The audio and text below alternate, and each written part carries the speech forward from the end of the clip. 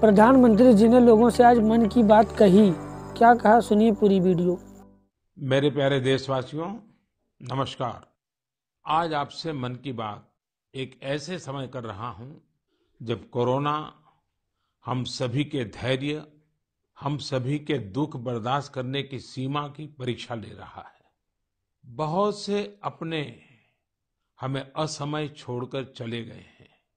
Corona की पहली wave का सफलतापूर्वक मुकाबला करने के बाद देश हौसले से भरा हुआ था, आत्मविश्वास से भरा हुआ था। लेकिन इस तूफान ने देश को झकझोर दिया है। साथियों, बीते दिनों इस संकट से निपटने के लिए मेरी अलग-अलग सेक्टर्स के एक्सपर्ट्स के साथ, विशेषज्ञों के साथ लंबी चर्चा हुई है।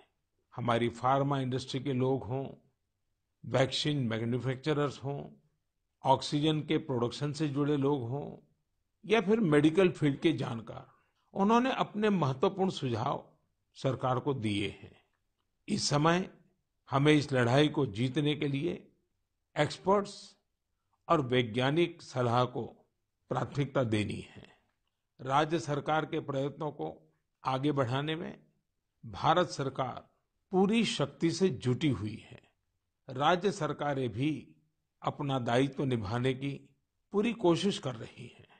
साथियों, कोरोना के खिलाफ इस समय बहुत बड़ी लड़ाई देश के डॉक्टर और हेल्थ वर्कर्स लड़ रहे हैं।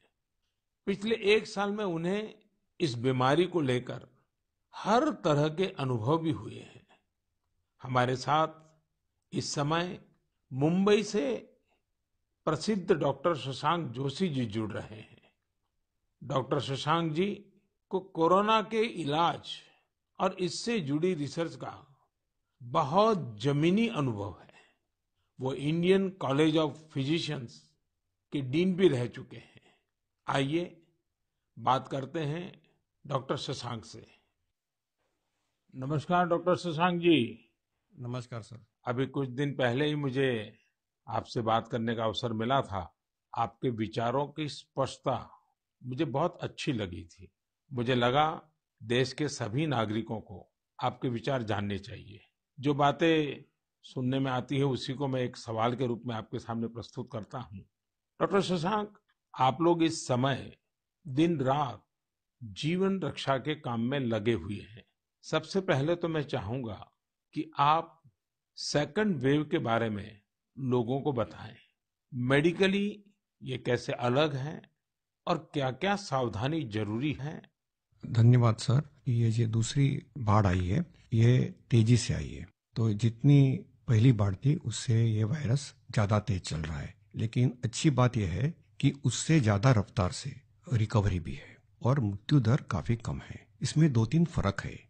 पहली तो ये युवाओं में और बच्चों में भी थोड़ा दिखाई दे रहा है। उसके जो लक्षण है, पहले जैसे लक्षण थे, सांस चढ़ना, सूखा खांसी आना, बुखार आना, ये तो सब है ही, पर उसके साथ थोड़ा गंध जाना, स्वाद चला जाना, ये भी है। और लोग थोड़े भयभीत हुए। भयभीत होने की बिल्कुल जरूरत नहीं है। 80-90% लोगों में इसमें कोई भी लक्षण नहीं दिखाई देते हैं। ये म्यूटेशन जो बोलते हैं, घबराने की बात नहीं है। ये म्यूटेशन होते रहते हैं। जैसे हम कपड़े बदलते हैं वैसे वायरस भी अपना रंग बदल रहा है और इसलिए बिल्कुल डरने की बात नहीं है। और ये वेव को हम पाल कर देंगे। वेव आती जाती है और ये वायरस आते जाते रहता है। तो यही अलग अलग लक्षण हैं और मेडिकली हमको सतर्क रहना चाहिए। एक 14 से 21 दिन का ये कोविड का टाइम टेबल है। इसमें वैद्यकीय सलाह लेना चाहिए। डॉक्टर शशांक, मेरे लिए भी आपने जो एनालिसिस बताया बड़ा इंटरेस्टिंग है।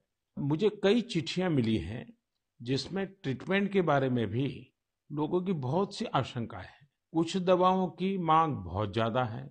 इसलिए मैं चाहता हूं कि कोविड के ट्रीटमेंट के बारे में भी आप लोगों को जरूर बताएं। हाँ सर, क्लिनिकल ट्रीटमेंट लोग बहुत देरी से चालू करते हैं और अपने आप बीमारी से दब जाएंगी ये भरोसे पे रहते हैं और मोबाइल पे आने वाली बातों पे भरोसा रखते हैं। और अगर सरकारी दी हुई सूचना का पालन करे तो ये कठिनाई का सामना नहीं आता है। तो कोविड में जो ट्रीटमेंट क्लिनिकल प्रोटोकॉल है उसमें 3 प्रकार की तीव्रता है। हल्का या माइल्ड कोविड, मध्यम या मॉडरेट कोविड और तीव्र कोविड जो सीवियर कोविड बोलते हैं इसके लिए है। तो जो हल्का कोविड है उसके लिए तो हम ऑक्सीजन का मॉनिटरिंग करते हैं, पल्स का मॉनिटरिंग करते हैं, बुखार का मॉनिटरिंग करते हैं। बुखार बढ़ जाता है तो कभी कभी पैरासीटामोल जैसी दवाई का इस्तेमाल करते हैं और अपने डॉक्टर से संपर्क करना चाहिए। जो मॉडरेट कोविड होता है, मध्यम कोविड होता है या तीव्र कोविड होता है, तो वैद्य के अपने डॉक्टर के साथ संपर्क करना बहुत जरूरी है। सही और सस्ती दवाई अवेलेबल है जिसमें स्टीरॉयड जो है ये जान बचा सकती है, जो इनहेलर्स दे सकते हैं हम, टैबलेट दे सकते हैं हम, और उसके साथ ही प्राणवायु जो ऑक्सीजन है वो देना पड़ता है और इसके लिए छोटे छोटे इलाज है। लेकिन अक्सर क्या हो रहा है कि एक नई एक्सपेरिमेंटल दवाई है जिसका नाम है रेमडेसिविर। ये दवाई से एक चीज जरूर होती है कि अस्पताल में 2-3 दिन कम रहना पड़ता है और क्लिनिकल रिकवरी में थोड़ी सी उसकी एड होती है। ये भी दवाई कम काम करती है जब पहले 9-10 दिन में दी जाती है और ये 5 ही दिन लेनी पड़ती है। तो ये लोग जो दौड़ रहे हैं रेमडेसिविर के पीछे, ये बिल्कुल दौड़ना नहीं चाहिए। ये दवाई की थोड़ा काम है, जिनको ऑक्सीजन लगता है, प्राणवायु ऑक्सीजन लगता है, जो अस्पताल में भर्ती होते हैं और डॉक्टर जब बताते तभी लेना चाहिए। तो ये बहुत जरूरी है सब लोगों को समझना। हम प्राणायाम करेंगे, हमारे शरीर के जो लंग्स है उसको थोड़ा एक्सपांड करेंगे और जो हमारी खून पतली करने वाली जो इंजेक्शन आती है जिसको हम हिपैरिन बोलते हैं, ये छोटी छोटी दवाइयाँ देंगे तो 98% लोग सर ठीक हो जाते हैं। तो पॉजिटिव रहना बहुत जरूरी है। ट्रीटमेंट प्रोटोकॉल वैद्य के सलाह से लेना बहुत जरूरी है और ये जो महंगी महंगी दवाई है उसके पीछे दौड़ने की कोई जरूरत नहीं है सर। अपने पास अच्छे इलाज चालू है, प्राणवायु ऑक्सीजन है, वेंटिलेटर की भी सुविधा है, सब कुछ है सर। और कभी कभी ये दवाई यदि मिल जाती है तो योग्य लोगों में ही देनी चाहिए। तो इसके लिए बहुत भ्रम पैदा हुआ है और इसलिए ये स्पष्टीकरण देना चाहता हूँ सर कि अपने पास वर्ल्ड की सबसे बेस्ट ट्रीटमेंट अवेलेबल है। आप देखेंगे कि भारत में सबसे अच्छा रिकवरी रेट है। आप यदि कंपेयर करेंगे यूरोप के लिए, अमेरिका, वहीं से भी हमारे यहाँ के ट्रीटमेंट प्रोटोकॉल से मरीज ठीक हो रहे हैं सर। डॉक्टर शशांक, आपका बहुत बहुत धन्यवाद।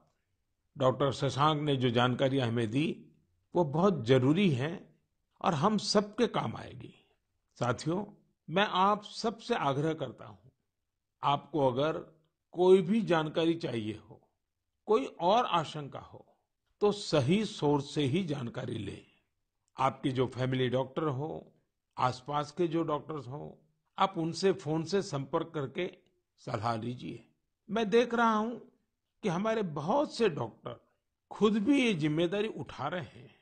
कई डॉक्टर्स सोशल मीडिया के जरिए लोगों को जानकारी दे रहे हैं, फोन पर, व्हाट्सएप पर भी काउंसलिंग कर रहे हैं। कई हॉस्पिटल की वेबसाइटें हैं जहां जानकारियां भी उपलब्ध हैं और वहां आप डॉक्टर से परामर्श भी ले सकते हैं। ये बहुत सराहनीय है। मेरे साथ श्रीनगर से डॉक्टर नावीद नजीर शाह जुड़ रहे हैं। डॉक्टर नावीद श्रीनगर के गवर्नमेंट मेडिकल कॉलेज में प्रोफेसर हैं। नावीद